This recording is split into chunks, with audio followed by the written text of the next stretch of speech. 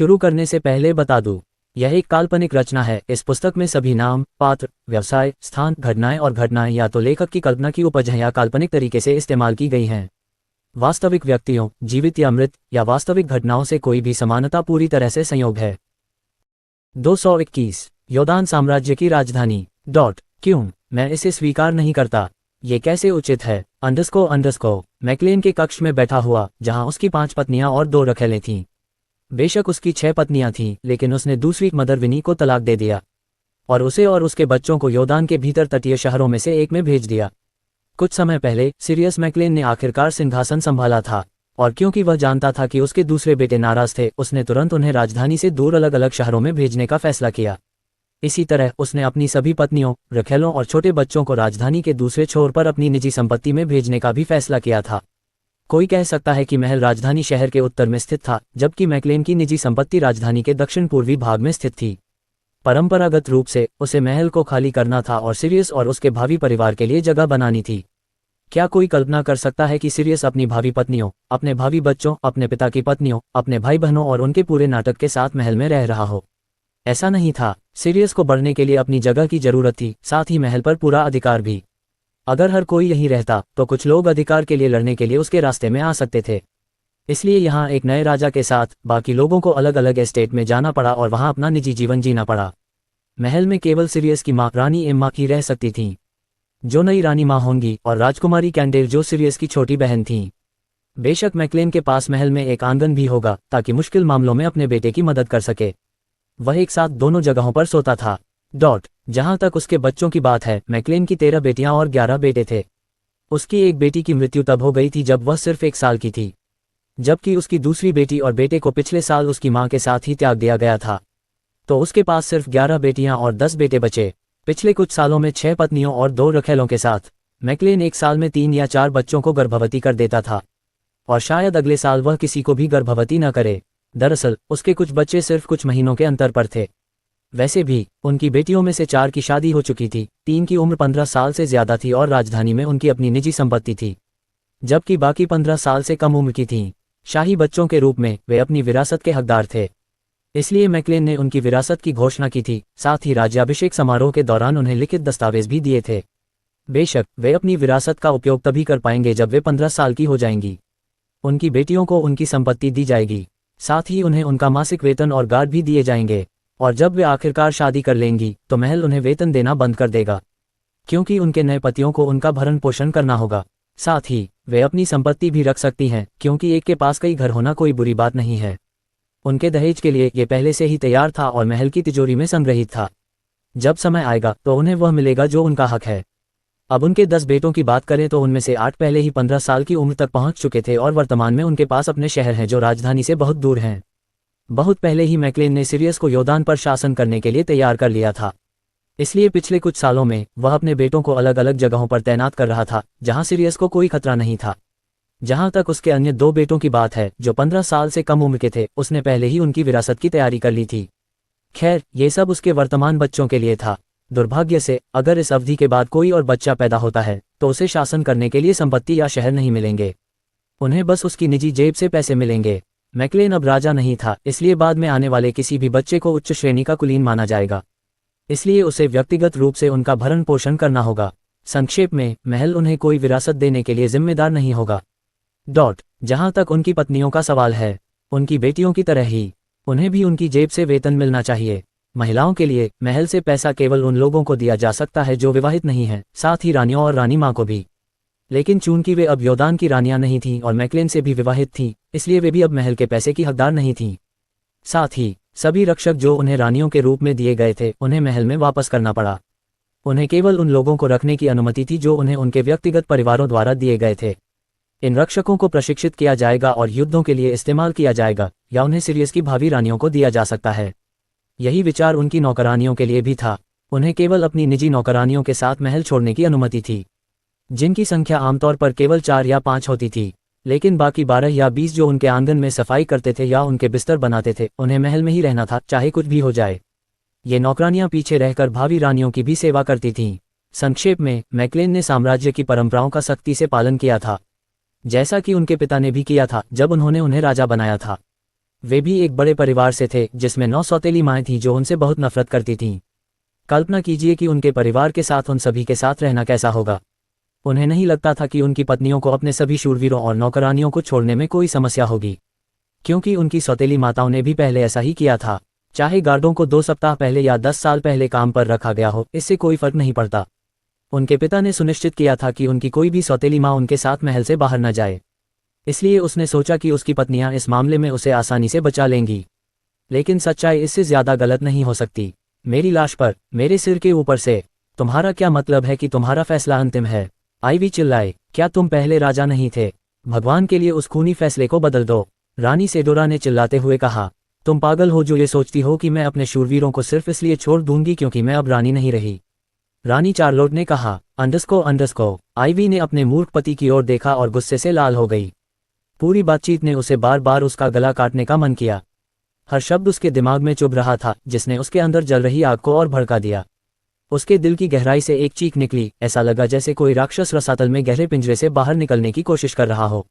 हर शब्द उसकी भड़की हुई लपटों के लिए गैसोलीन की तरह था, जिससे उसका गुस्सा और बढ़ गया। उसने अपनी मुट्ठियां भींचते हुए विदूषक को मारने की इच्छा को रोकने के प्रयास में अपने दांत पीस लिए। उसका चेहरा दबे हुए क्रोध से लाल हो गया था और उसके झुके हुए रूप से एक क्रूर जानवर जैसी शत्रुता झलक रही थी। वह बस भगवान से यही मांग रही थी, बस एक अवसर, इस कमीने को मुक्का मारने का एक अवसर। उसकी हिम्मत कैसे हुई? उफ! हर बार जब वह अपना घमंडी मुंह खोलता तो उसका गुस्सा तुरंत पहाड़ की तरह बढ़ जाता। वह किस बकवास की बात कर रहा था? उसकी राय में वह निश्चित रूप से एक सपने देखने वाला था। तो इतने सालों तक सत्ता के लिए लड़ने और सबसे पसंदीदा रानियों में से एक होने के बाद उसे बस इतना ही मिल रहा था। उसने बहुत मेहनत की थी, बस ये सुनिश्चित करने के लिए कि वह साम्राज्य के भीतर सत्ता को बनाए रखेगी। लेकिन अब वह रानी माँ भी नहीं बनने वाली थी। मैक्लेन, तुम झूठ बोल रही हो, और इससे भी बदतर बात यह है कि अब वह सिर्फ डचेस बनकर रह जाएगी। क्या ये पहली रानी से बहुत बड़ा पतन नहीं था? उसे समझ में नहीं आ रहा था कि वह रानी माँ क्यों नहीं बन सकती। तो क्या हुआ अगर रानी एम्मा सीरियस की माँ थी? क्या वह मूर्ख उससे ज्यादा महल की रानी माँ बनने के लिए उपयुक्त थी?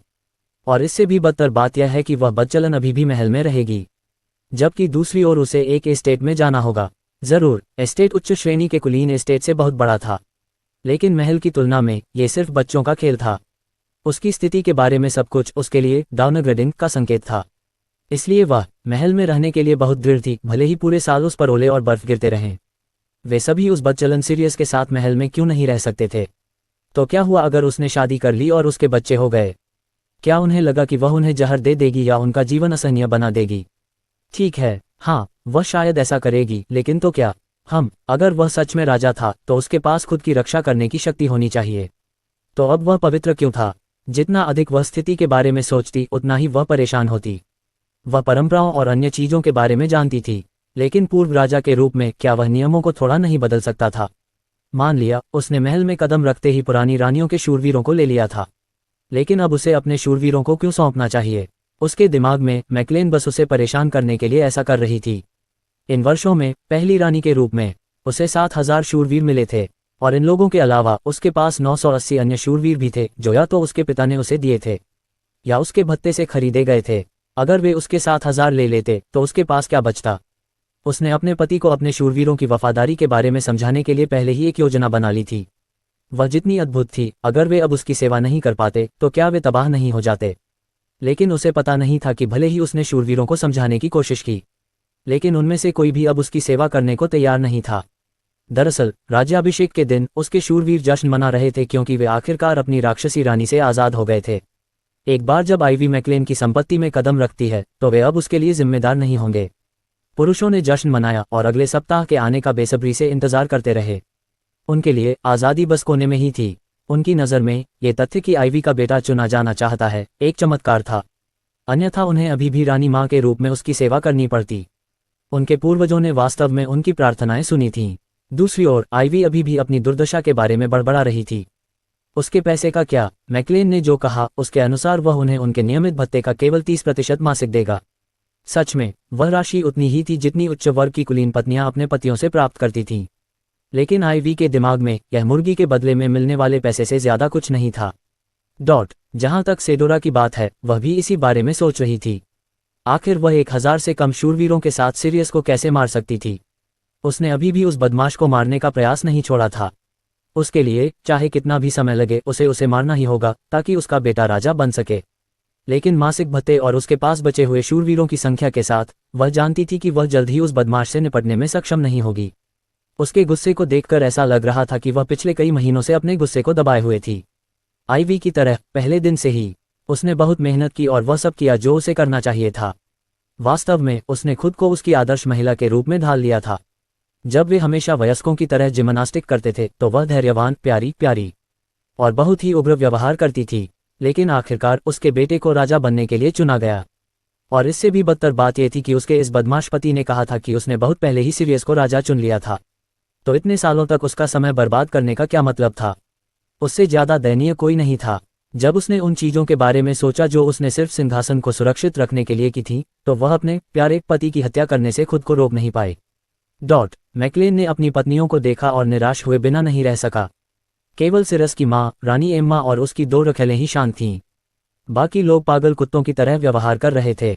जब से उसने उनसे शादी की है तब से पहली बार वे उस पर लगातार चिल्ला रहे थे।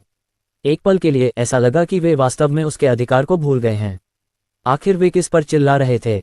हर कोई 1 सप्ताह में बाहर चला जाएगा। और जैसा कि मैंने कहा है, जो कोई भी नियमों का पालन नहीं करना चाहता उसे तलाक दे दिया जाएगा और दूर भेज दिया जाएगा। इसलिए अगर मैं आप सभी की जगह होता तो मैं तुरंत इस पर विचार करता और विनम्र रहता। यह आप सभी के लिए मेरी अंतिम चेतावनी है। एम्मा को छोड़कर बाकी सभी को बाहर निकल जाना चाहिए। 223। आज समुद्र कुछ हद तक शांत, समतल और भावहीन था। कल की जंगली और अनियंत्रित धाराओं की तुलना में लैंडन अभी अपने कैबिनेट बिस्तर पर लेटा हुआ था जब उसे सिस्टम से अचानक सूचना मिली। बधाई हो मेजबान, अपना मिशन पूरा करने के लिए। लैंडन ने अपनी आंखें खोलीं और उसकी आंखों में आश्चर्य की झलक दिखाई दी। वह अभी भी बेमार्ड वापस जा रहा था, इसलिए वह कुछ हद तक आश्चर्यचकित था कि जब वह दूर था तो उसे अपने पुरस्कार मिलेंगे। ऐसा लग रहा था कि अगर उसका काम पूरा हो जाता है तो सिस्टम उसे पुरस्कृत करेगा, चाहे वह कहीं भी हो।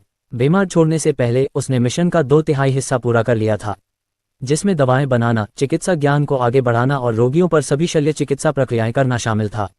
ज्ञान को आगे बढ़ाने के पहलू के साथ सिस्टम ने उसे अब इस ज्ञान को सिखाना शुरू करने की आवश्यकता बताई, क्योंकि कोई एक बार में जीव विज्ञान, औषध विज्ञान और इसी तरह के बारे में सब कुछ नहीं जान सकता।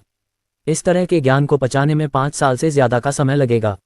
इसलिए उन्हें सिर्फ लोगों को पढ़ाना शुरू करना था।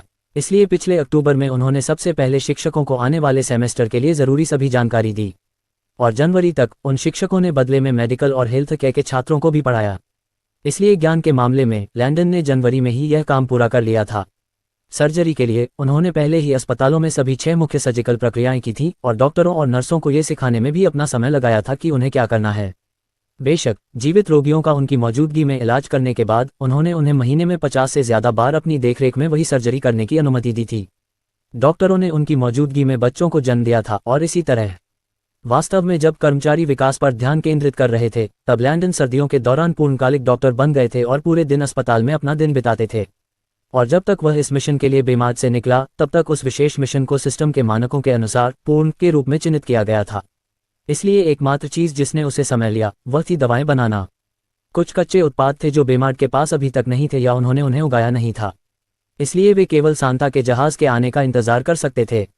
उदाहरण के लिए टैरिक और योदान जैसे अन्य साम्राज्यों में कुछ उत्पाद प्रचुर मात्रा में थे, इसलिए लैंडन ने बीज खरीदने के साथ साथ कच्चे माल के बैग भी मांगे थे। और भले ही कैरोना आमतौर पर समुद्र के रास्ते बेमाद तक 1 महीने की यात्रा थी, तटीय बंदरगाह पर निर्भर करता है, अन्य साम्राज्यों के लिए ऐसा नहीं था। कभी कभी लैंडन द्वारा ऑर्डर की गई किसी चीज को आने में 2 से 4 महीने लग जाते थे, और इस देरी के कारण वह इन दवाओं को बनाने में केवल अपना समय ले सकता था। लेकिन अब सिस्टम की अधिसूचना के साथ ऐसा लग रहा था कि दवाओं का बचा हुआ सेट आखिरकार बना दिया गया था और नागरिकों को बेच दिया गया था। इसके साथ ही उसका मिशन आखिरकार पूरा हो गया। क्या होस्ट अब अपने पुरस्कार प्राप्त करना चाहेगा या होस्ट पहले अपने आंकड़े देखना चाहेगा? सिस्टम ने बिना किसी भावना के आवाज में कहा, मुझे पहले मेरे आंकड़े दिखाओ। लैंडन ने अपनी ठोड़ी रगड़ते हुए जवाब दिया, हाँ होस्ट। तुरंत उसके सामने एक बड़ी स्क्रीन दिखाई दी। Opening square bracket, greater than host का नाम लैंडन बान, ग्रेटर दैन उम्र 16, ग्रेटर दैन स्थिति बेमार्ड का राजा, ग्रेटर दैन स्तर कुछ हद तक नौसिखियात स्तर 2, ग्रेटर दैन वर्तमान स्थिति स्वस्थ। साथ ही लोगों को होस्ट द्वारा प्राप्त सभी शुरुआती और मध्यवर्ती ज्ञान सिखाएं। मिशन की स्थिति पूरा हुआ। लेस देन ग्रेटर दैन 10 अन्य सर्जिकल प्रक्रियाएं, केवल जीव विज्ञान पर उन्नत ज्ञान, होस्ट द्वारा उत्पादित करने के लिए 5 अन्य दवाएं, रोगियों के उपचार के लिए 5 यादृच्छिक चिकित्सा तकनीकें। पृथ्वी से 10 अलग अलग क्लासिक अल्कोहल और गैर अल्कोहल पेय बनाने की विधियां। अंत में 500 विकास बिंदु डीपी और 3100 प्रौद्योगिकी बिंदु TP. Greater than printing press, paper money, घड़ियां, एस्केलेटर, फोटोकॉपी मशीन, बस। सिस्टम ने लैंडन द्वारा बनाई गई हर चीज को सूचीबद्ध किया बनाने के लिए। होस्ट को 1220 डीपी, 13,409 टीपी और 6,700 बीपी प्राप्त होंगे। ग्रेटर दैन इन सब के साथ होस्ट सिस्टम को लेवल 3 में अपग्रेड करने का विकल्प भी चुन सकता है। इसके लिए 13,000 टीपी और 4,500 डीपी का उपयोग कर सकता है। ग्रेटर दैन होस्ट का वर्तमान बैलेंस 7 डीपी, 18 टीपी और 1 बीपी है। ग्रेटर दैन होस्ट का वर्तमान balance printing press machine, photocopy machine, bullet proof jacket, paper money. सूची आगे बढ़ती गई पर ज्ञान खरीदने के परिणामस्वरूप है। सब कुछ पढ़ने के बाद लैंडन को जल्द ही एहसास हुआ कि वह फिर से अपग्रेड कर सकता है और लेवल 3 की ओर बढ़ सकता है। आखिरी बार लेवल अप किए हुए 8 महीने से ज्यादा हो चुके थे, इसलिए वह इस एहसास से कुछ हद तक खुश था।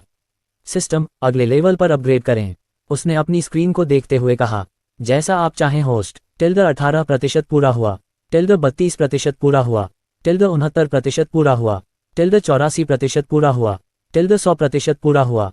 सिस्टम सफलतापूर्वक लेवल 3 में अपग्रेड हो गया है। इस लेवल पर होस्ट को दिए जाने वाले कार्यों की मात्रा बढ़ जाएगी और होस्ट के पास अधिक जानकारी तक पहुंच भी होगी। होस्ट को ध्यान रखना चाहिए कि सिस्टम शांति और विकास के लिए है, इसलिए इस लेवल पर होस्ट को लोगों की ज़रूरतों के आधार पर सिस्टम से कई सहज अनुरोध करने पड़ सकते हैं, साथ ही इस दुनिया की ज़रूरतों के हिसाब से हटफे लिया। वास्तव में लैंडन सिस्टम द्वारा कही गई बातों से बहुत आश्चर्यचकित नहीं था। उसने पहले ही अनुमान लगा लिया था कि सिस्टम किसी समय उसे दुनिया का उद्धारकर्ता बनाने की कोशिश करेगा। जब से उसने सिस्टम से शांति संधियों के बारे में सुना था, उसे तुरंत पता चल गया था कि वह दुनिया को एकजुट करने की अपनी यात्रा शुरू करेगा। ऐसा लग रहा था कि उसे अलग अलग महाद्वीपों पर जाने से पहले पाइनो महाद्वीप को साफ करना होगा। खैर, ये सिर्फ उसकी अटकलें थीं। कौन जानता था कि कथित देवता क्या करने वाले थे। सिस्टम ने जो कहा था उसके अनुसार यहाँ उसके 100 साल स्वर्ग में 2 घंटे की फिल्म की तरह होंगे। इसलिए जहां तक उसका सवाल था, वह अभी भी उनके बीमार शो में एक अवैतनिक फिल्म स्टार था। सिस्टम को कुछ देर तक सुनने के बाद लैंडन ने फिलहाल अपने पुरस्कारों पर ध्यान केंद्रित करने का फैसला किया। क्या मेजबान अब अपना पुरस्कार प्राप्त करना चाहेगा? हाँ, लैंडन ने उत्तर दिया। तुरंत एक तेज दर्द उसके मस्तिष्क में घुस गया, मानो कोई चीज जल्दी से अपना रास्ता बनाने की कोशिश कर रही हो। दर्द सिर्फ 38 सेकंड से ज्यादा नहीं रहा और उसके बाद लैंडन का दिमाग पूरी तरह से शांत हो गया था और सब कुछ पचाने के 43 मिनट बाद उसने धीरे से अपनी आंखें खोली, अपने बिस्तर से उठकर बैठ गया और अपने मंदिरों को आरामदेह तरीके से मालिश किया। अपने पुरस्कार से उसे ये दिया गया, केवल जीव विज्ञान पर उन्नत ज्ञान, रोगियों के इलाज के लिए 5 यादृच्छिक चिकित्सा तकनीकें, मेजबान के लिए 5 अन्य दवाएं, 10 अन्य शल्य चिकित्सा प्रक्रियाएं जिनमें शामिल थीं 4 अस्थि मज्जा प्रक्रियाएं, 2 दंत प्रक्रियाएं, 2 गर्दन प्रक्रियाएं और 2 कमर प्रक्रियाएं, 500 विकास अंक डीपी और 3100 प्रौद्योगिकी अंक टीपी। और अंत में पृथ्वी से 10 अलग अलग क्लासिकल अल्कोहल और नॉन अल्कोहलिक पेय बनाने की विधियां। Vodka, Dom Perignon 2002 champagne, OB lager beer, Corona light beer, Fanta पीले रंग वाला, क्लासिकल रेड फ्रूटोपिया, स्प्राइट, अंगूर का रस, क्रैनबेरी जूस, सेब का रस। जब लैंडन ने उसे दिए जाने वाले पेय की सूची देखी तो वह खुशी से उछल पड़ा। सिस्टम द्वारा दिए जाने वाले पेय को 5 मुख्य श्रेणियों में रखा जा सकता था: शराब, बियर, वाइन, सोडा ड्रिंक और जूस। उसे इनमें से कुछ ड्रिंक्स की बहुत याद आई थी। संक्षेप में, सिस्टम ने सभी आयु समूहों की जरूरतों को पूरा किया था, जिसकी उसे उम्मीद थी। अभी उसे बेमार पहुंचने में 2 सप्ताह और लगेंगे, इसलिए उसकी योजना जुलाई शुरू होने से पहले प्रत्येक पेय श्रेणी में से कम 1 का उत्पादन शुरू करने की थी। जहाज की गति से अगर कुछ अप्रत्याशित नहीं हुआ तो वह जून के तीसरे सप्ताह तक बेमार पहुंच जाएगा। कहानी का सार यह है कि उसे सांता के आने से पहले इनमें से कुछ ड्रिंक्स बनाने की जरूरत थी और सांता ने जो उसे बताया था उसके अनुसार वे जुलाई के आखिरी सप्ताह में आएंगे, इसलिए उनके आने से पहले उसे काम निपटाने के लिए काफी समय मिल गया। साथ ही ऐसा लग रहा था कि वह पार्ट टाइम डॉक्टर बनने की अपनी दिनचर्या जारी रखेगा, क्योंकि अब उसे नई शल्य प्रक्रियाएं करनी थीं, साथ ही नई दवाएं बनानी थीं। एक बार जब उसने सब कुछ समझ लिया तो उसने तुरंत अपने मिशन टैब पर क्लिक किया और उसे चुपचाप पढ़ा। मुख्य मिशन: होस्ट को सिस्टम द्वारा दिए गए सभी 10 पेय पदार्थ बनाने चाहिए। सभी सर्जिकल प्रक्रियाओं को करने के साथ साथ उन सर्जरी से गुजरने वाले रोगियों के लिए आवश्यक दवाएं भी बनानी चाहिए। साइड मिशन: कैरोना साम्राज्य के साथ शांति संधि पर हस्ताक्षर करें और उन्हें केवल शारीरिक युद्ध में अपने सैनिकों को प्रशिक्षित करने में सहायता करें। शांति संधि के लिए सिस्टम ने पहले ही संधि की शर्तों को होस्ट के आइटम बॉक्स में भेज दिया है। पुरस्कार: होस्ट को धरती से लेज और चीटोस जैसे 5 क्लासिक स्नैक्स बनाने की रेसिपी भी मिलेंगी। होस्ट को पता होना चाहिए कि विकास में सुंदरता भी एक बड़ी भूमिका निभाती है। यहाँ की दुनिया असुरक्षित सौंदर्य उत्पादों का उपयोग करती है जो उनके स्वास्थ्य के लिए हानिकारक है, जैसे कि उनके पाउडर में आयरन फिलिंग मिलाना और यहाँ तक कि युवा बने रहने और अमरता प्राप्त करने के लिए कुछ असुरक्षित हिस्से पीना। इसलिए सिस्टम होस्ट को 2 प्रकार के लिप ग्लॉस, 5 रंगीन लिपस्टिक और 2 प्रकार के शैम्पू बनाने के लिए सटीक फॉर्मूला देगा। होस्ट को अभी भी 10 मेडिकल प्रक्रियाएं मिलेंगी, क्योंकि मरने से पहले होस्ट को कम से कम 3500 सर्जरी प्रक्रियाएं करनी होंगी। होस्ट को 5 अन्य दवाएं बनाने के निर्देश भी मिलेंगे, और अंत में होस्ट को 700 डेवलपमेंट पॉइंट DP और 4300 टेक्नोलॉजी पॉइंट TP भी मिलेंगे। समय सीमा: मुख्य मिशन को पूरा करने के लिए कोई विशेष समय की आवश्यकता नहीं है। जहां तक साइड मिशन की बात है, सिस्टम होस्ट को इसे पूरा करने के लिए अधिकतम 5 महीने दे रहा है। साइड मिशन को समय पर पूरा न करने पर होस्ट की आत्मा नष्ट हो जाएगी। Closing square bracket dot. Landon ने साइड मिशन को देखा और उसे सिर दर्द होने लगा। ऐसा लग रहा था जैसे देवताओं ने उससे कैरोना के साथ संधि करने की मांग की थी। ईमानदारी से कहूं तो उसे इससे कोई समस्या नहीं थी, क्योंकि उसे लगा कि वे उसके जैसे लोग हैं। लेकिन अगर उन्होंने मना कर दिया तो क्या होगा? क्या इसका मतलब यह नहीं होगा कि उसकी आत्मा उड़कर टुकड़े टुकड़े हो जाएगी? अब इसके बारे में सोचने का कोई फायदा नहीं था। सिस्टम चाहता था कि यह हो, इसलिए इस मामले में उसकी कोई भूमिका नहीं थी। उसने जल्दी से अपने आइटम बॉक्स में संधि खोली और जल्दी से उसे स्कैन किया। वहां 50 से ज्यादा नियम सूचीबद्ध थे, लेकिन ये सभी नियम लैंडन को स्वीकार्य थे। इसने बलात्कार, गुलामी, हत्या, धोखाधड़ी और दूसरे गैरकानूनी कामों पर प्रतिबंध लगा दिया। इसमें यह भी कहा गया था कि अगर उनके साम्राज्य में सख्त कैदी हैं, तो लैंडन को इन कैदियों को फिलहाल बेमार्ड में रखना होगा। ऐसा लग रहा था कि सिस्टम ने उसे अधिकतम सुरक्षा वाली जेल का इस्तेमाल करने का संकेत दिया था, जो अभी भी निर्माणाधीन थी। भाई, साथ ही संधि में अपने शूरवीरों को सिर्फ युद्ध में प्रशिक्षित करने की बात कही गई थी। खैर, ये समझ में आता है, क्योंकि इनमें से ज्यादातर लोग बिल्कुल भी लचीले नहीं थे। अगर उन्हें वर्णित करना होता तो लैंडन कहता कि वे बंदूकधारियों की तरह थे जो तलवारों से बहुत अच्छे थे। लेकिन अगर कोई मस्कटियर की तुलना ब्लैक विडो जैसे गुप्त एजेंट से करे जो लड़ सकता था, लचीला और तेज दिमाग वाला था, तो माफ करें, मस्कटियर बेकार थे। लैंडन ये भी समझ सकता था कि सिस्टम उन्हें सिर्फ नज़दीकी लड़ाई में ही प्रशिक्षित क्यों करना चाहता था। ऐसा इसलिए था क्योंकि कैरोना के पास ये सुनिश्चित करने का कोई तरीका नहीं था कि बंदूक जैसे हथियार कभी भी उनके दुश्मनों के हाथों में न पहुंचे। नोपलाइन के साथ स्थिति के आधार पर लैंडन को यकीन था कि साम्राज्य में जासूस थे जो सरकार में भी काम करते थे।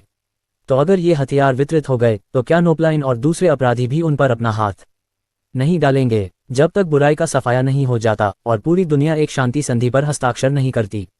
इन हथियारों को किसी भी देश के हाथों में पहुंचने की अनुमति नहीं थी। लैंडन ने आह भरी और अपने थके हुए दिमाग को मालिश किया। दुनिया के कथित उद्धारकर्ता के रूप में उसे अपने लक्ष्यों को प्राप्त करने के लिए अभी भी एक लंबा रास्ता तय करना था। बेशक, जब सुपरहीरो लैंडन दुनिया को बचाने के बारे में सोच रहा था, दूसरी ओर सांता अभी अभी राजधानी में पहुंचा था और जल्दी से महल की ओर जा रहा था।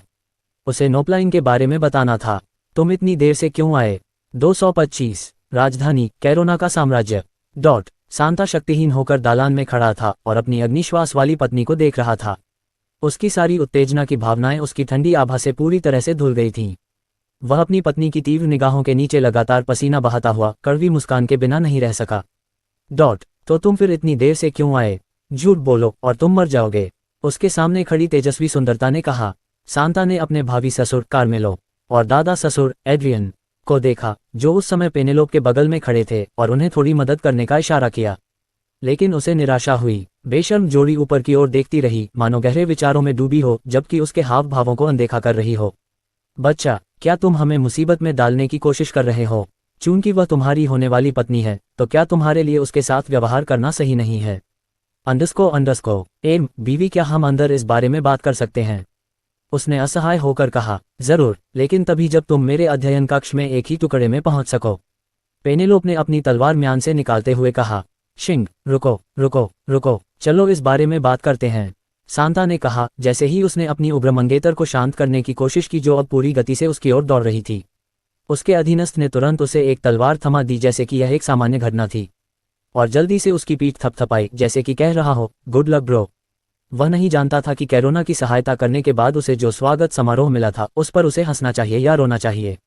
ये वह नहीं था जो उसके दिमाग में था।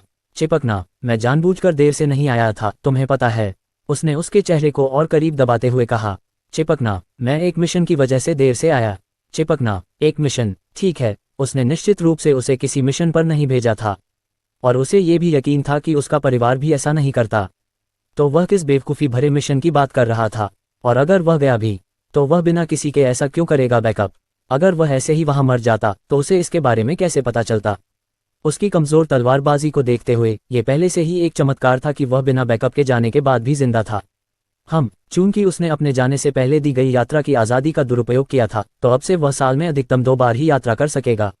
यही उसका हक है। चिपक जाओ पत्नी, मुझे पता है कि तुम अभी मुझ पर नाराज हो, लेकिन मेरा विश्वास करो, मैंने ये कैरोना के लिए किया था। मिशन कैरोना की सुरक्षा के लिए था। अंडरस्को। पेनेलोप ने अपनी तलवार म्यान में रखी और उसे भयंकर रूप से घूरा। मेरा अध्ययन अभी, ये कहते हुए वह मुड़ी और चुपचाप चली गई और उसका वफादार पति दयनीय रूप से उसके पीछे पीछे चला। कार्मेलो और एड्रियन ने उन दोनों का पीछा किया, जबकि वे अपने सामने खड़े युवा जोड़े को देखकर सिर हिला रहे थे। सांता वाकई उनकी प्यारी राजकुमारी के लिए एकदम सही थे। वह प्रमुख थी, जबकि वह उनके रिश्ते में निष्क्रिय था।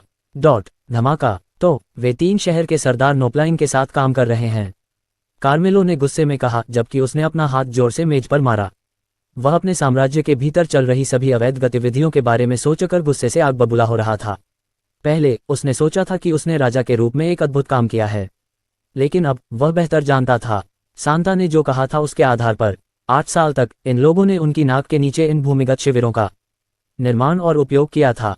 इसलिए उसे और उसके परिवार को बेवकूफ़ बनाया जा रहा था, और मामले को बदतर बनाने के लिए इन सभी शहर के सरदारों ने पेनेलोप को पत्र भेजे थे, अपने शहरों के आसपास की घटनाओं के बारे में अपनी खुद की बनाई हुई कहानियों के बारे में बात करते हुए।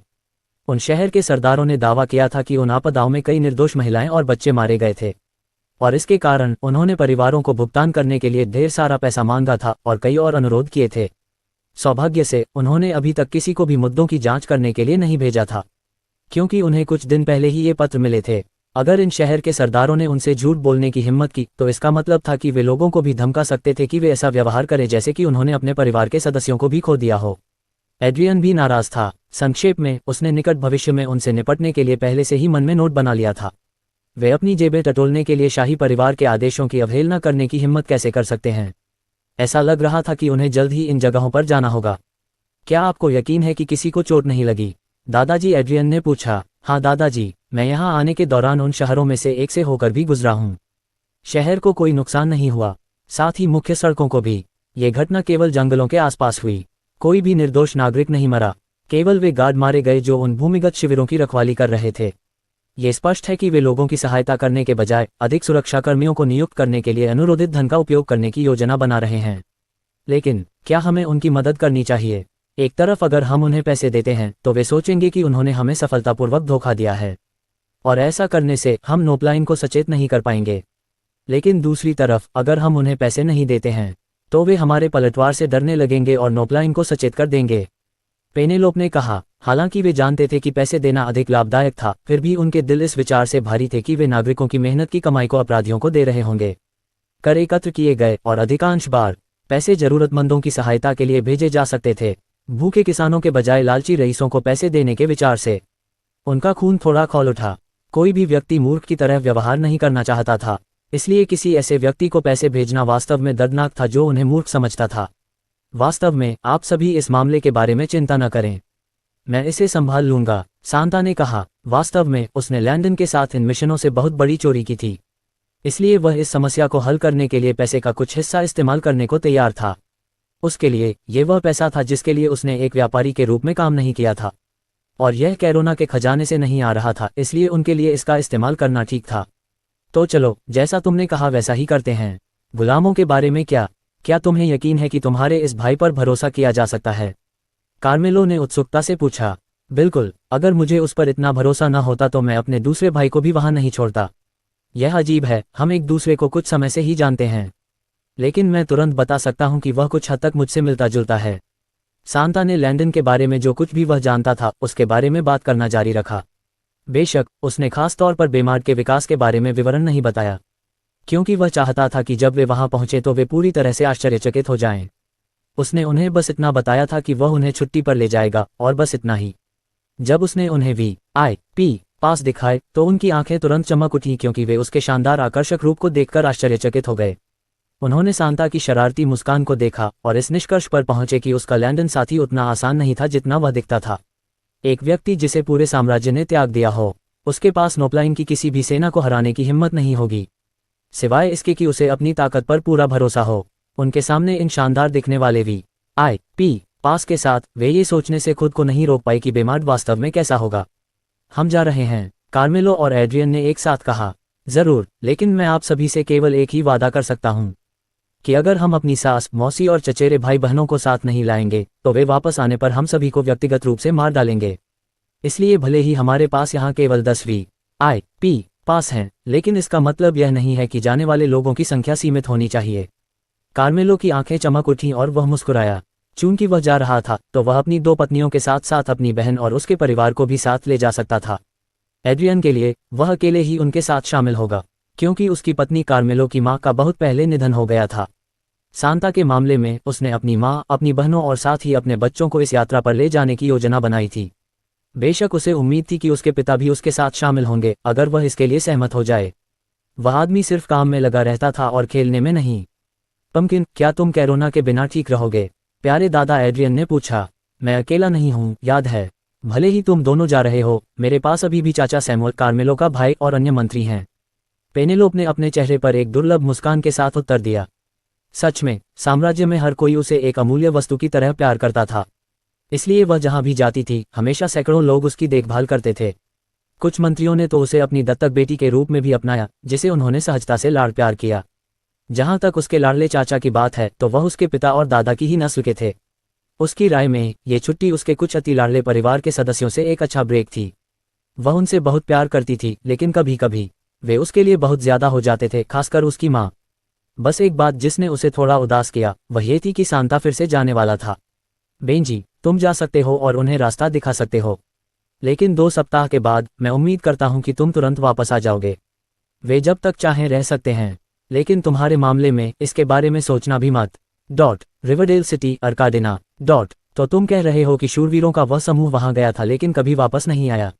मार्डर अहंकार से इस सिंहासन पर बैठा था क्योंकि वह उस नीच शिकारी को देख रहा था जो कुछ समय पहले देखे गए संदिग्ध लोगों के बारे में रिपोर्ट देने आया था।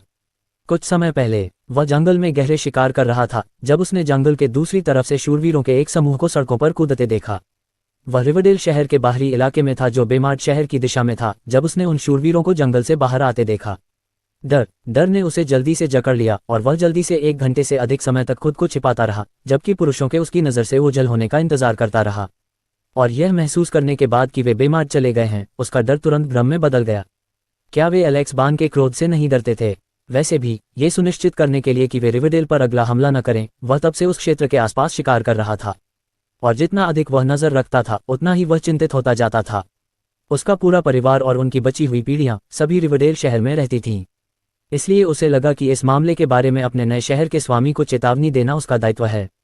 कहीं ऐसा न हो कि वे शूरवीर शहर पर हमला करने की योजना बना लें। पाबियो, हाँ मेरे स्वामी, इस आदमी को उसकी परेशानियों के लिए 6 चांदी के सिक्के दे दो। मार्डर ने आदेश दिया। 5 मिनट बाद वह आदमी नए शहर के स्वामी के प्रति कृतज्ञता में चला गया। मेरे स्वामी, क्या मुझे इस मामले की जांच करने के लिए लोगों को भेजना चाहिए? नाइट कैप्टन पाबियो ने पूछा। मार्डर ने कुछ देर सोचा और अपना सिर थोड़ा हिलाया। अभी उसकी सेनाएं कमजोर थीं, इसलिए वह किसी ऐसे व्यक्ति को नाराज करने से डर रहा था जिसे उसे नाराज नहीं करना चाहिए था। अगर वे लोग अभी तक वापस नहीं आए थे तो इसका मतलब था कि उन्होंने एलेक्स बान के नाजायज बेटे को सफलतापूर्वक मार डाला था और बेमार्ड को अपने लिए दावा कर लिया था। इस बारे में गहराई से सोचने पर ये शूरवीर शायद रिवरडेल शहर से बचने के लिए जंगल से गुजरे थे। इसलिए ये स्पष्ट था कि उनका लक्ष्य शुरू में उसका शहर नहीं था। वह खुद एक शूरवीर था, इसलिए वह जानता था कि ये चीजें कैसे काम करती हैं। अगर वे वाकई उस पर हमला करना चाहते थे तो वे ऐसा करने के लिए इतने लंबे समय तक इंतजार नहीं करते। वे उस रास्ते से इसलिए गए थे क्योंकि वे चाहते थे कि सब कुछ गुप्त रूप से किया जाए। इसलिए अगर उसने जासूस भेजे और वे पकड़े गए तो ये लोग सोच सकते थे कि वह उनका दुश्मन है। अपनी मौजूदा ताकत के साथ वह इस समय कोई लड़ाई नहीं कर सकता था, इसलिए वह मामले की पूरी तरह से जांच करेगा। लेकिन अभी नहीं, अब से 1 महीने बाद इस मामले की जांच के लिए यवेस और शायलॉक को भेजो। तब तक वे लोग बेमार्ड में ठीक से बस चुके होंगे, इसलिए हमेशा की तरह शहर में टहलना ठीक रहेगा। लेकिन इस बीच बेमार्ड की ओर जाने वाली सड़कों पर नजर रखें, साथ ही जंगल क्षेत्र पर भी। अगर वे हम पर कोई हमला करने की योजना बनाते हैं, भले ही हम अभी कमजोर हैं, लेकिन इसका मतलब यह नहीं है कि हम किसी भी तरह की धमकी का स्वागत करेंगे।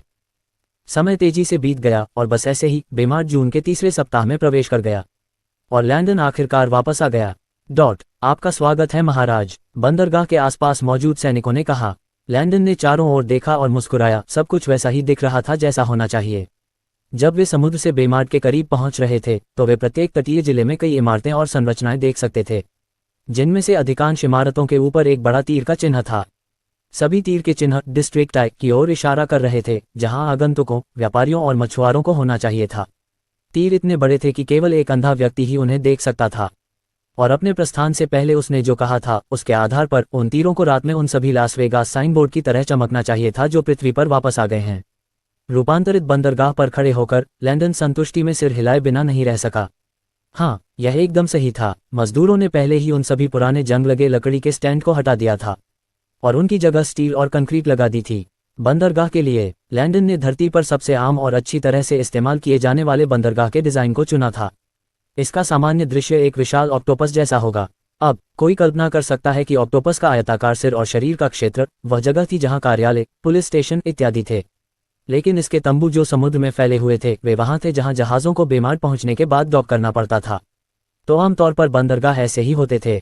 जमीन से लोग पुल बनाते थे जो समुद्र में फैले होते थे, और जहाज इन पुलों के साथ लॉक हो जाते थे ताकि दूसरों के लिए ज्यादा जगह बन सके। बेशक बंदरगाह कितना बड़ा होना चाहिए था, मजदूरों ने अभी तक सिर्फ 1/5 काम ही किया था, लेकिन ये राशि एक बार में कम से कम 80 विशाल जहाज़ों को रखने के लिए पर्याप्त थी। वे इस बंदरगाह पर 3 महीने से काम कर रहे थे, इसलिए लैंडन ने सोचा कि यह ठीक है। फिर से इन पुलों की अलग अलग जगहों पर शाखाएं होंगी ताकि भविष्य में और अधिक जहाज़ों को समायोजित किया जा सके। एक लंबे पुल में 5 शाखाएं थीं, जिससे पुल एक पेड़ जैसा दिखता था। प्रत्येक शाखा दोनों तरफ से 4 विशाल जहाज़ों को डॉक कर सकती थी, 2 इसके बाईं ओर और 2 इसके दाईं ओर। और इन शाखाओं के अलावा मुख्य पुल के साथ 6 और जहाज़ों को डॉक करने के लिए अभी भी जगह थी। इसलिए कुल मिलाकर बंदरगाह के साथ प्रत्येक मुख्य पुल पर अधिकतम 26 विशाल जहाज डॉक कर सकते थे।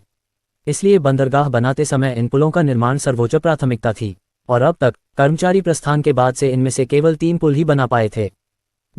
महासागर, समुद्र और झीलें अक्सर खूबसूरत होती थीं, लेकिन जरूरी नहीं कि वे चीजें बनाने के लिए सुविधाजनक स्थान हो।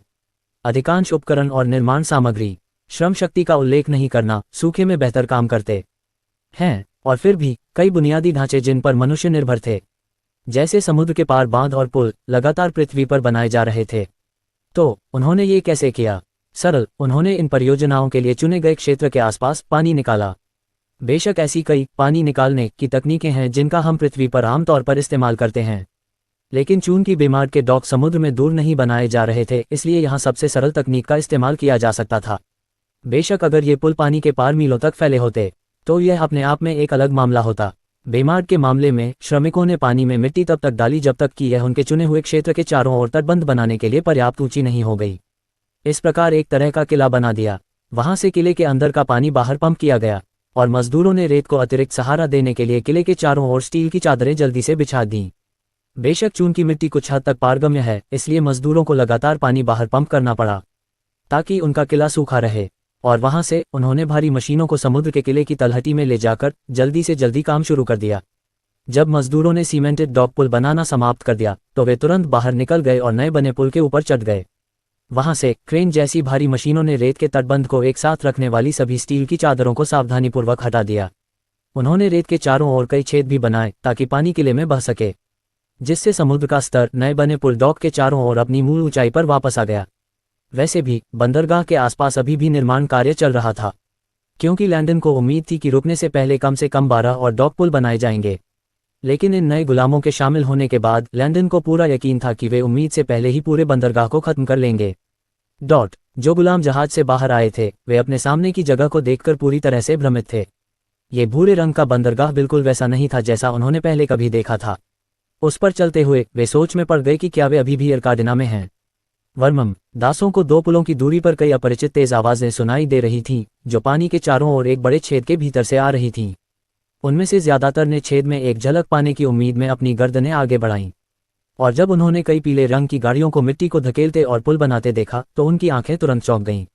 ये किस तरह की गाड़ियां थीं? लैंडन ने दासों को देखा और अपने सिर को हिलाए बिना नहीं रह सका। वास्तव में जो लोग इसे पहली बार देख रहे थे उनके लिए यह वास्तविक जीवन के भौरे के ट्रांसफॉर्मर को देखने जैसा ही था। यह एहसास बहुत बढ़िया था। सभी दासों को उनके आवासों में छांटने के बाद लैंडन ने उन्हें कल सुबह 9 बजे आवास के बाहर लाइन में लगने के लिए कहा। वहां से उन्हें विभिन्न काम सौंपे जाएंगे, साथ ही बेमार्ट के चारों ओर एक भव्य दौरा भी करवाया जाएगा। उन्हें बेमार्ट के नियमों को जानना होगा और एक गैर प्रकटीकरण अनुबंध पर हस्ताक्षर भी करना होगा।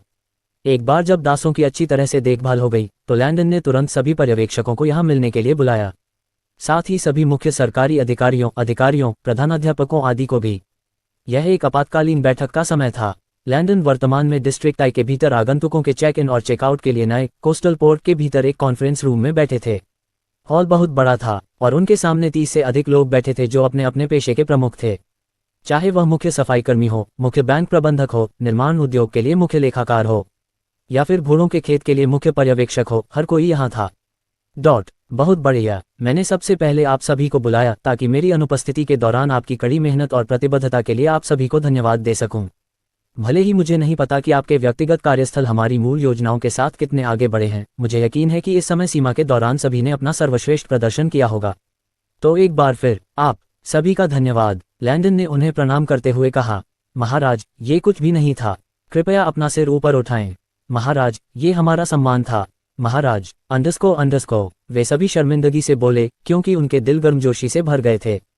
कौन सा राजा ऐसा कर सकता है जो महामहिम ने किया था? उनके राजा को न तो घमंड था और न ही घमंड जब वे उनका सामना करते थे। वे हमेशा विनम्र और मिलनसार थे। साथ ही उन्हें क्या करना है ये बताते समय वे बहुत धैर्यवान थे। अगर वे कोई गलती करते तो वे उन्हें कभी नहीं मारते या अन्य राजाओं की तरह कठोर दंड नहीं देते। वे उनकी रीढ़ थे और वे बेमार्ट में उनके आगमन के बाद से ही उनके आभारी थे। लैंडन ने उन्हें देखा और मुस्कुराया और उसके दिल में भी अंदर से गर्मजोशी महसूस हुई। उनके साथ इस पागलपन भरी यात्रा को शुरू हुए 1 साल से अधिक हो गया है और तब से उन्हें भी उनके साथ एक करीबी रिश्ता महसूस हुआ है। चलिए जुलाई के बारे में बात करते हैं। जल्द ही आगंतुक इस जगह पर रोजाना आएंगे, इसलिए मैं चाहता हूं कि आप सभी इस पर ध्यान दें। चलिए भोजन से शुरू करते हैं। चीफ लियोर, असाइनमेंट कैसा रहा? महाराज, अप्रैल की शुरुआत में आपके मार्गदर्शन के बिना हमें बहुत सी समस्याओं का सामना करना पड़ा, लेकिन मई तक सब कुछ ठीक हो गया था और तब से हम इन उत्पादों में सुधार कर रहे हैं। हमने सफलतापूर्वक ये बनाया है: चीनी, बिस्कुट, पॉपकॉर्न, प्रेट्जेल स्टिक, वफल और पैनकेक स्टो पैकेज्ड मिक्सचर, अलग अलग सीजनिंग के साथ बॉक्स्ड फ्राइड विंग्स और अंत में आइसक्रीम। लियोर ने उत्साह से कहा, भगवान ही जानता है कि उसने इन उत्पादों पर कितनी मेहनत की होगी। उसे बस यही उम्मीद थी कि उसके प्रयास महामहिम की उम्मीदों पर खरे उतरेंगे। शेफ ब्लेक, शेफ बेनेता, आप दोनों के बारे में क्या? महाराज, कुछ सामग्री का उपयोग करके हम प्रेट्जेल बंस और 7 प्रकार के पिज्जा बनाने में सक्षम थे, शेफ बेनेता ने उत्तर दिया। साथ ही 15 प्रकार के सैंडविच और कई अलग अलग पेस्ट्री, कपकेक और इसी तरह। महाराज, ये पूरी तरह सफल रहा, शेफ ब्लेक ने जोड़ा। अच्छा, ची लियोर, इस समय सीमा के भीतर मैं चाहता हूं कि आप यहाँ सूचीबद्ध ये बनाएं। लैंडन ने लियोर की ओर एक नोटबुक बढ़ाते हुए कहा, जितनी जल्दी वह ये पे बनाएगा उतनी ही जल्दी उसका मिशन पूरा होगा। लियोर के साथ काम करने के बाद लैंडन ने फार्मास्यूटिकल उद्योग को नई दवा के फॉर्मूले देने पर ध्यान केंद्रित किया। साथ ही टिम के उद्योग के लिए नई मांगें भी दीं। पहले वह साइकिल बनाना भूल गया था, लेकिन अब जब इसके बारे में सोचा तो साइकिल के बिना स्केटबोर्ड और रोलर स्केट्स होने का कोई मतलब नहीं था, इसलिए उन्होंने इन्हें बनाने का फैसला किया था। इसके अलावा तटीय बंदरगाह में घूमते समय उन्हें कुछ एहसास हुआ था।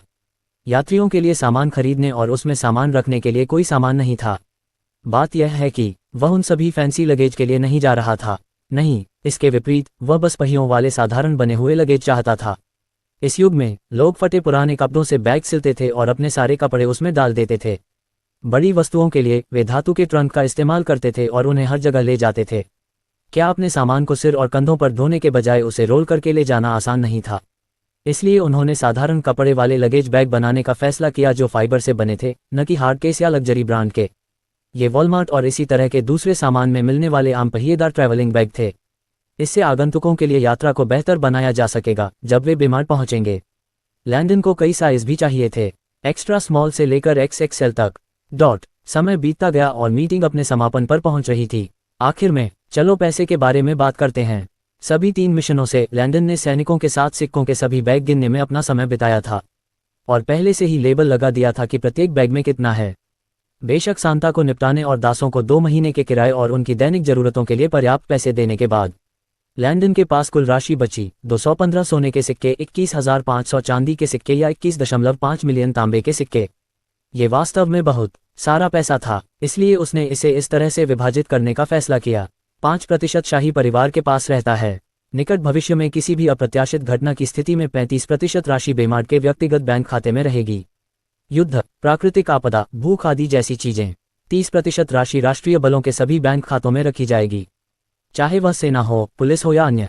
बेशक, चूंकि उन्होंने इस महीने नौसेना के अग्निशामकों को प्रशिक्षित करने की योजना बनाई है, इसलिए उन्हें भी इस राशि में शामिल किया जाएगा। और 30% राशि बेमार के सभी व्यवसायों के बीच साझा की जाएगी और उनके बैंक खातों में रखी जाएगी। ये पैसा आपातकालीन धन था और इसका उपयोग केवल अपने कार्यस्थलों का विस्तार करने या परियोजनाओं में निवेश करने आदि के लिए किया जाएगा। यह एकमात्र ऐसा समय था जब उन्हें ये लाभ मिलेगा, क्योंकि भविष्य में लैंडन को उम्मीद थी कि अधिक ग्राहकों के साथ उनके पास ऐसी परियोजनाओं के भुगतान के लिए पर्याप्त धन होगा। अभी लैंडन ने इसे प्रमुख परियोजनाओं के लिए पूंजी के रूप में दे दिया है। उदाहरण के लिए, जाने से पहले लैंडन ने पुराने स्कूल एस्टेट को फिर से तैयार करने और इसे नए रूप में बदलने के लिए बिल का 42% भुगतान किया था। बेशक स्कूल ने बैंक से ऋण भी लिया था, जिसने आवश्यक कुल लागत का 17% कवर किया। बाकी के लिए उन्होंने ट्यूशन से अपने मुनाफे का उपयोग करके इसे पहले ही चुका दिया। पहले वे कभी ट्यूशन के लिए भुगतान नहीं करते थे, लेकिन इस साल जनवरी से ये सब बदल गया। लैंडन शिक्षकों के वेतन के बिलों का भुगतान करता था, लेकिन वह हमेशा ऐसा नहीं कर सकता था, और चूंकि बेमार में हर कोई कुछ हद तक संपन्न था, इसलिए उनके बच्चों की ट्यूशन फीस का भुगतान करने का समय आ गया था। बेशक जो अनाथ थे उनके लिए सरकारी योजनाएं थीं जो उनके मामलों का ख्याल रखती थीं। अन्यथा वे अपने शिक्षकों को कैसे भुगतान कर सकते थे? क्या होगा अगर स्कूल को और डेस्क, कुर्सियां और इसी तरह की अन्य चीजें चाहिए? पैसा कहाँ से आना चाहिए था? ट्यूशन अनिवार्य था। एकमात्र बात यह थी कि उन्होंने बेमार में रहने वालों के लिए इसे सस्ता बना दिया। असली लोग जो पैसा खर्च करेंगे वे अंतर्राष्ट्रीय छात्र होंगे। वास्तव में लैंडन को लगा कि ये समय बेमार के शुरुआती दौर का है, इसलिए इसे हर संभव मदद की जरूरत थी। लेकिन एक बार जब अधिक अंतर्राष्ट्रीय छात्र, आगंतुक और ग्राहक आएंगे, तो उनका मुनाफा आसमान छू जाएगा। उन सभी वस्तुओं से मिलने वाले मुनाफे की तो बात ही छोड़िए जो उन्होंने उत्पादित की थी। वास्तव में उन्हें अपने शहर को आगे बढ़ाने के लिए ग्राहकों की जरूरत थी, साथ ही ऐसे व्यापारियों की भी जो उनके उत्पादों को फिनो महाद्वीप और दुनिया भर में ले जा सकें। बैठक स्थगित। C-229 तटीय क्षेत्र से निकलने के बाद लैंडन तुरंत लुसियस के कार्यालय की ओर चल पड़ा। ये बेमार के पहले अग्निशामकों को प्रशिक्षित करने का समय था, साथ ही अन्य सैन्य बलों को भी। लुसियस ने पूछा, हम इन अग्निशामकों को कैसे प्रशिक्षित करते हैं? उसका ये बेटा हमेशा उसे आश्चर्यचकित करने में कामयाब रहा था जब भी वे एक दूसरे से मिलते थे। ऐसा लगता था कि उसका दिमाग एक पूरा गोदाम था जो सरल विचारों से भरा हुआ था। लैंडन ने उसे जो बताया था उसके अनुसार इन अग्निशामकों को बचावकर्ता के रूप में भी देखा जाता था। वे खदानों जैसी फंसी हुई जगहों से लोगों को बचा सकते थे, जैसे हम अन्य आपातकालीन स्थितियों के दौरान लोगों और जानवरों की सहायता करते हैं। उन्होंने खतरनाक पदार्थों, जहरीली गैसों, रासायनिक रिसाव आदि के भीतर से भी लोगों को बचाया।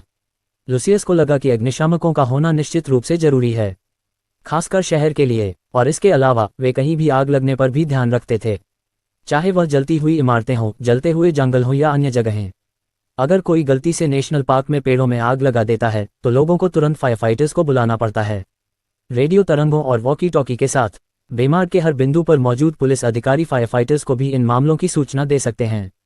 वर्तमान में बेमार के सुरक्षा बलों जैसे सेना और पुलिस स्टेशन सभी के पास अपने परिसर में कई संचार कक्ष हैं।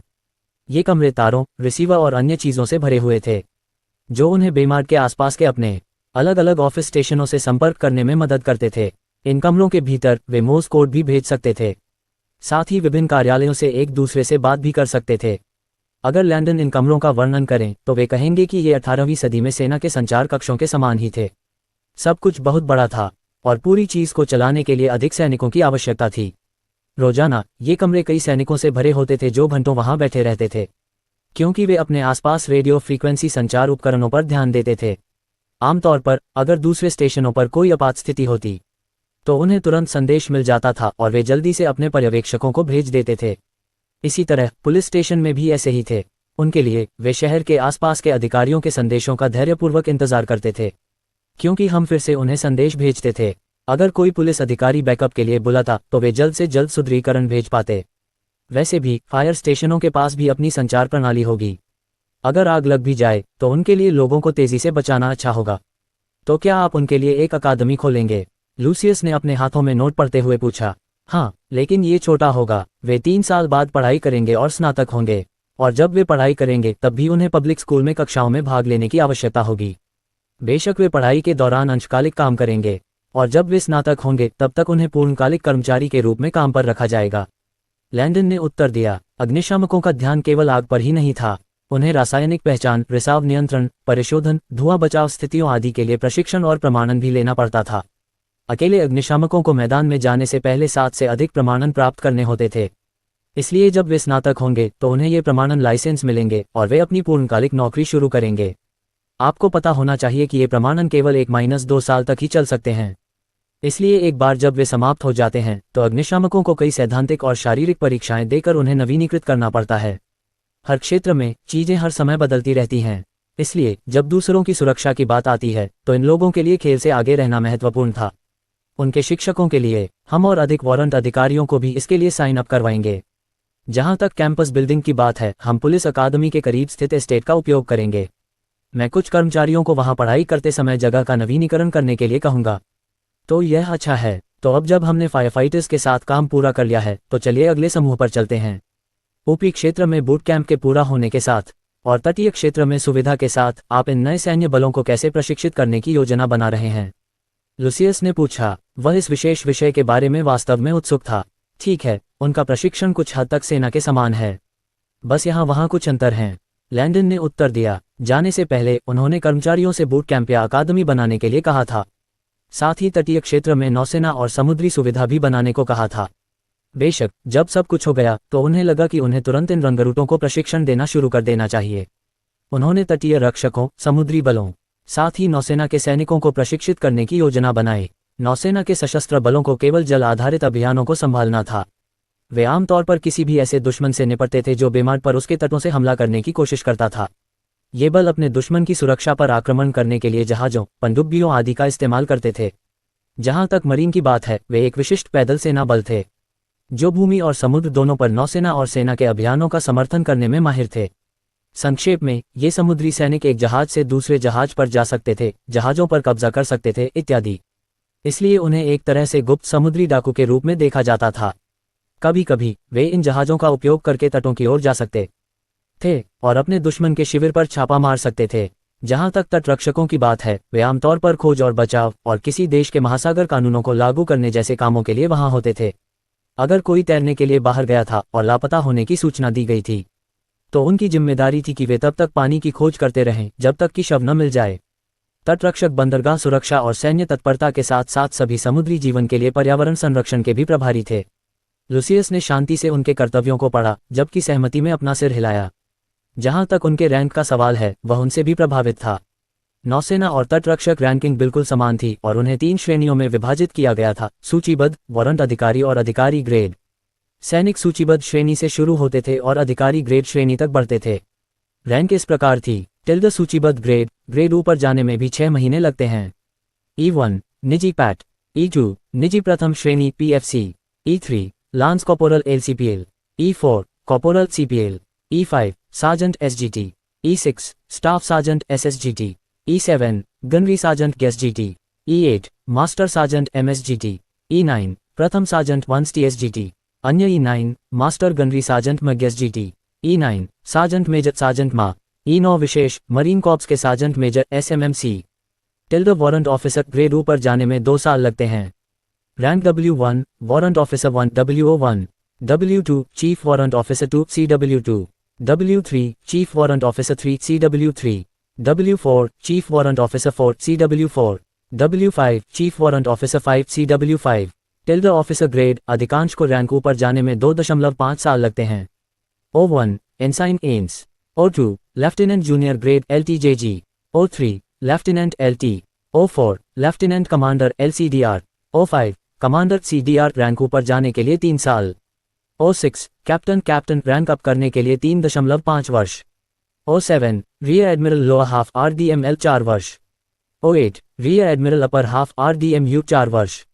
O9 वाइस एडमिरल VADM 4.5 वर्ष। O10 admiral chief of naval operations commandant of the coast guard ADM 4.5 वर्ष। O11 फ्लीट एडमिरल FADM 5 वर्ष। मुझे लगता है मैं भी फ्लीट एडमिरल बनूंगा, लुसियस ने मजाकिया अंदाज में पूछा।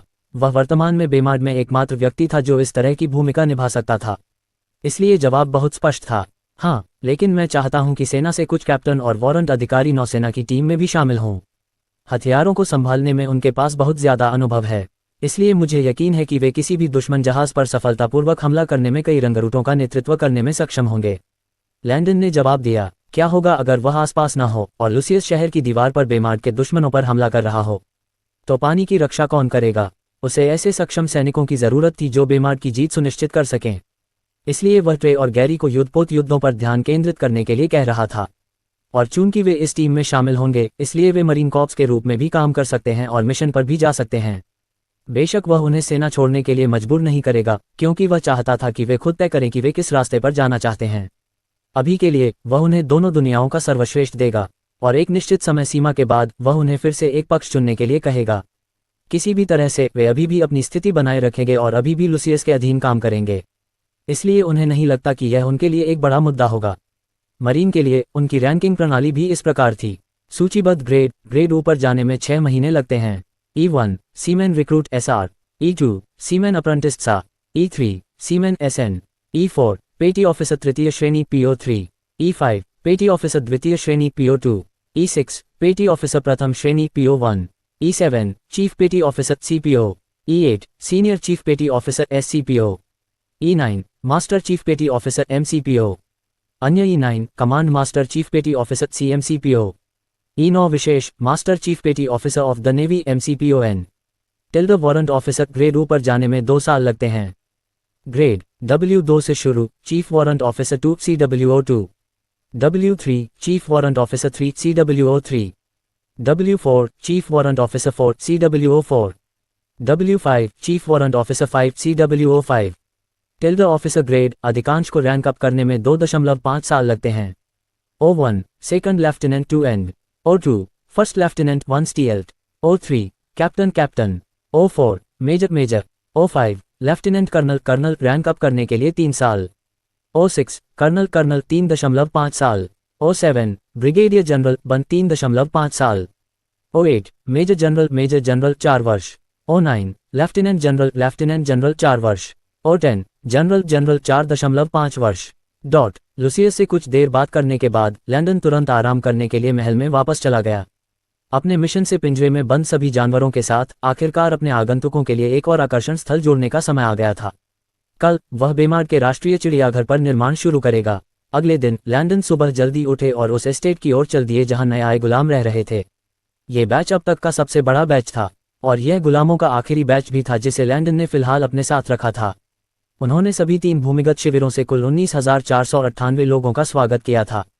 सभी युवा तंदुरुस्त और सक्षम थे। सभी महिलाएं 26 वर्ष से कम उम्र की थीं, जबकि सभी पुरुष 34 वर्ष से कम उम्र के थे।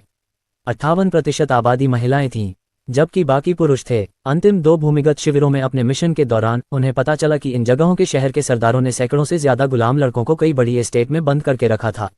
जाहिर है, ये शहर के सरदार उन्हें धीरे धीरे प्रताड़ित कर रहे थे और अथक प्रशिक्षण दे रहे थे, ताकि वे उनके शासन में शूरवीर बन सकें।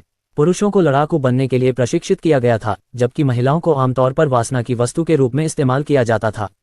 इन लोगों को कभी भी जागीर छोड़ने की अनुमति नहीं थी, जब तक कि वे इन शहर के शासकों के प्रति अपनी वफादारी नहीं दे देते। संक्षेप में, वे पृथ्वी पर मौजूद उन प्राचीन रोमन ग्लेडिएटरों से मिलते जुलते थे जो अपनी पूरी जिंदगी कोलोसियम में लड़ते और रहते थे। स्पार्टाकस ऐसे ही ग्लेडिएटरों का एक उदाहरण था। उन्हें कभी भी कोलोसियम छोड़ने की अनुमति नहीं थी, जब तक कि वे अपनी आज़ादी के लिए लगभग 100 बार नहीं लड़े। कभी कभी वे एक दूसरे से लड़ते थे, जबकि दूसरी बार वे क्रूर जानवरों से लड़ते थे। कुछ लोग 30 साल से ज्यादा समय तक लड़ते रहे, लेकिन अपनी आज़ादी वापस नहीं जीत पाए। आज़ादी के लिए ज़रूरी जीत की मात्रा बहुत ज़्यादा थी। ऐसा लग रहा था जैसे रोमन उन्हें छोड़ना ही नहीं चाहते थे। इन बचाए गए लोगों और उन प्राचीन रोमन लोगों के बीच एकमात्र अंतर ये था कि ये लोग एक बड़ी भीड़ के सामने एक दूसरे से नहीं लड़ रहे थे। इन लोगों को कभी भी मुक्त नहीं किया जा सकता था। उन्हें भविष्य के युद्धों के लिए नोप्लाइन की सेना के हिस्से के रूप में प्रशिक्षित किया जा रहा था। स्वतंत्रता कोई विकल्प नहीं था। इस दुनिया के लोगों ने सोचा कि पुरुषों को सिर्फ मनोरंजन के लिए एक दूसरे को मारना पूरी तरह से बेकार है। इसलिए उन्होंने महिलाओं को भूमिगत शिविरों में लड़ने दिया। पुरुषों को सत्ता के लिए मूल्यवान संसाधन के रूप में देखा जाता था। वैसे भी जब उन्होंने दूसरे शिविर में कुछ महिलाओं को सफलतापूर्वक बचाया था, तो कुछ ने कहा था कि वे अपने भाइयों के बिना नहीं जाएंगी, जिससे लैंडन पूरी तरह से हैरान रह गया था। उसे इन संपदाओं के बारे में कोई जानकारी नहीं थी, इसलिए उन्होंने उसी रात जल्दी से एक और योजना बनाई और जल्दी से उन ग्लेडिएटर पुरुषों को बचाया। तो बेशक दूसरे और तीसरे शहरों में उन लोगों को बचाने के बाद उसके पास पहले शहर में वापस जाने के अलावा कोई विकल्प नहीं था जिस पर उसने हमला किया था और उन अन्य ग्लेडिएटरों को भी मुक्त कर दिया था। इस कठिन परीक्षा के कारण उसे इस मिशन पर अपनी योजना से ज्यादा समय बिताना पड़ा।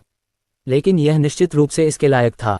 इनमें से कुछ लोग 9 साल की उम्र से ही इन एस्टेट में थे और तब से कभी भी उस जगह से बाहर नहीं गए। शायद उन्हें कमज़ोर होने के कारण उनके प्रशिक्षकों ने कोड़े मारे, धमकाया और पीटा होगा। कुछ लोग 9 साल से ज़्यादा समय से वहाँ थे, इसलिए उन्हें दूसरों की तुलना में ज़्यादा युद्ध का अनुभव था। ये बिल्कुल सही था, क्योंकि उसे मरीन, नेवी वगैरह के लिए ज़्यादा सैन्य कर्मियों की ज़रूरत थी। लेकिन इन लोगों में उसे ये भी यकीन था कि ऐसे कई लोग होंगे जो कभी भी तलवार को छूना नहीं चाहेंगे। ये फिर भी ठीक था, क्योंकि बेमार के आसपास अभी भी ज़्यादा कर्मचारियों की ज़रूरत थी। चाहे वह इसे किसी भी नज़रिए से देखे, यह मिशन उसके लिए वाकई एक वरदान था। बेमार को ज़्यादा पैसे, जानवर, 18 से ज़्यादा मुफ्त अनाज की गाड़ियाँ मिल गई थीं, जिन्हें वह शायद सांता से खरीद लेता। साथ ही ज़्यादा लोग भी। ये निश्चित रूप से बेमार के लिए जीत की स्थिति थी, साथ ही कैरोना के लिए भी। भीड़ के सामने खड़े होकर लैंडन ने जल्दी से एक शर्ट भाषण दिया जिसमें बेमार के नियमों और विनियमों आदि का सारांश दिया गया था। 19,498 दासों के समूह में 1,207 15 वर्ष से कम आयु के बच्चे थे। पब्लिक स्कूल 370 ने अस्पताल में शामिल होने के लिए स्वेच्छा से काम किया। 92 ने पब्लिक स्कूल में शिक्षक बनने का फैसला किया। 419 ने अकाउंटेंट के प्रशिक्षण के लिए बिजनेस अकादमी में शामिल होने का फैसला किया। और इसी तरह, क्योंकि वे विद्वान थे, 398 सरकारी अधिकारी, कृषि परिषद, पर्यावरण सुरक्षा परिषद और इसी तरह काम करने के लिए। 112 ने देखभाल करने वाले बनने का फैसला किया। 251 ने रसोइया बनने का फैसला किया और 7,620 ने सेना और अन्य नागरिक सुरक्षा बलों में शामिल होने के लिए स्वेच्छा से काम किया। इस समूह में से जिसने अभी भी लड़ने का फैसला किया था, लैंडन ने सेना में 1,000 लोगों को भेजने का फैसला किया था। नौसेना में 1,500, तटरक्षक में 1,500, मरीन में 1,500 लोगों को, पुलिस अधिकारी के रूप में 800 लोगों को, सुरक्षा गार्ड के रूप में 800 लोगों को, अग्निशामक के रूप में 520 लोगों को भेजा था। बेशक जब लैंडन ने ये स्पष्ट कर दिया था कि महिलाएं भी इसमें शामिल हो सकती हैं, तो कई लड़कियों ने भी स्वेच्छा से भाग लिया था, क्योंकि उन्हें लगा कि उन्हें अपने छोटे बच्चों की रक्षा करने के लिए भी काफ़ी मजबूत होना चाहिए। कुल मिलाकर सभी स्वयंसेवकों को हटाने के बाद लैंडन के पास 9,030 कर्मचारी बचे, जिन्हें उसने बेमार के आसपास के सभी उद्योगों और कार्यस्थलों में बांट दिया। उसने कुछ लोगों को नए स्थापित तेल उद्योग में भी भेजा। सर्दियों के बाद से ही उसने उन्हें कई उत्पादों के लिए अलग अलग उद्योग बनाने शुरू करने के लिए विशेष रूप से कहा था। पहले तेल उत्पादन कीमिया उद्योग के अंतर्गत एक शाखा थी, लेकिन अब उन्होंने आखिरकार इसके अलग उद्योग का निर्माण पूरा कर लिया था। कीमिया उद्योग से थोड़ी दूरी पर इस उद्योग का पर्यवेक्षक विगिन्स के दोस्तों में से एक था। साथ ही पर्यवेक्षक जो तेल उत्पादन विभाग की देखभाल करता था। इसलिए अपनी विशेषज्ञता और अनुभव के साथ लैंडन को लगा कि उसने उद्योग को सुरक्षित हाथों में छोड़ दिया है। तेल उत्पादन संयंत्र के अलावा रबर, प्लास्टिक, लाइट बल्ब उत्पादन उद्योग जैसे कई अन्य उद्योग अभी भी निर्माणाधीन थे, इसलिए एक बार जब वे बन जाते तो वे तुरंत बाहर निकल जाते। बेशक कार निर्माण कंपनियों, हथियार निर्माण उद्योग और इसी तरह के कई विभाग बहुत पहले ही बाहर चले गए थे। अंततः बेमार में निर्माण हमेशा चल रहा था और कई परियोजनाएं पहले से ही चल रही थीं। अब जब आप सभी व्यवस्थित हो गए हैं तो कृपया इन अधिकारियों का अनुसरण करें और तुरंत अपने पहचान पत्र बनवाएं। साथ ही गैर प्रकटीकरण समझौतों पर भी हस्ताक्षर करें। 10:43 पूर्वाह्न। नए भर्तीकर्ताओं से निपटने के बाद लैंडन ने जल्दी से अपनी घड़ी देखी और जल्दी से निर्माण उद्योग की ओर चल पड़ा। कल उसने टिम से आज की परियोजना के लिए 1,000 निर्माण श्रमिकों का चयन करने के लिए कहा था। आप सभी को सुनने के लिए धन्यवाद।